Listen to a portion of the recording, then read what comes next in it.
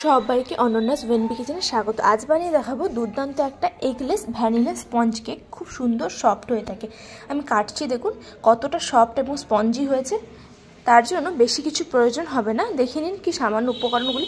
প্রথমে একটা অ্যালুমিনিয়ামের এরকম একটা মোল্ড নিয়েছি, তার মধ্যে অয়েল ব্রাশ করে রেখে দিলাম।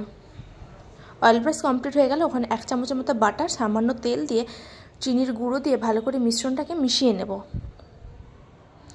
এইভাবে অল্প অল্প করে মিশিয়ে নিতে হবে। মেশানো হয়ে গেলে তারপর দিয়ে দিচ্ছি হাফ কাপের মতো টক দই।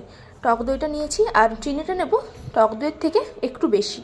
ভালো করে মিশিয়ে গেলে গ্যাসের ফ্লেম মাউন্ট করে থেকে আমি কড়াইটা গরম হতে দেবো। কড়াইয়ের মধ্যে এটা নুন নিয়েছি, আমি নুনটা অনেকবার করেছিলাম বলে কি তাই কালারটা এরকম এসে গেছে। স্ট্যান্ডটা দিয়ে চাপা দিয়ে দেবো কিছুক্ষণের জন্য।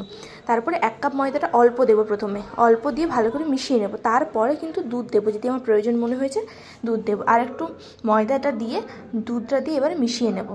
ভালো করে মেশানো হয়ে গেছে আমার এখানে। তারপর আর একটু ময়দা নিয়েছি, দুধটা দিয়েছি প্রথমে, তারপরে আর একটু ময়দা দেবো। তারপর দুধটা দিয়ে ভালো করে মিশিয়ে নেব। মেশানো হয়ে গেল। মোট 1 কাপ প্লাস 1/4 কাপ নিয়েছি ময়দা। তারপর ভ্যানিলা এসেন্স দিয়ে ভালো করে মিশিয়ে নেব।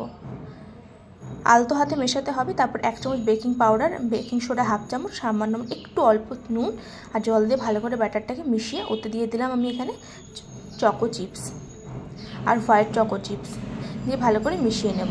মেশানো আমার এখানে কমপ্লিট। মোল্ডের মধ্যে ঢেলে দেবো ব্যাটারটা।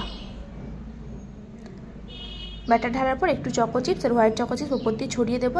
এটা আমি 10 মিনিট যে ফ্রি হিট করতে দিয়েছিলাম ওর মধ্যে দিয়ে দেবো। দিয়ে আমি 40 থেকে 45 মিনিট পর আমি দেখলাম, কিন্তু তার মিডিলেও কিন্তু আপনারা 30 মিনিট পর একবার চেক করে নেবেন। আমি চেক করেছিলাম, আমার বাকি ছিল তাই আরেকটু করে নিলাম।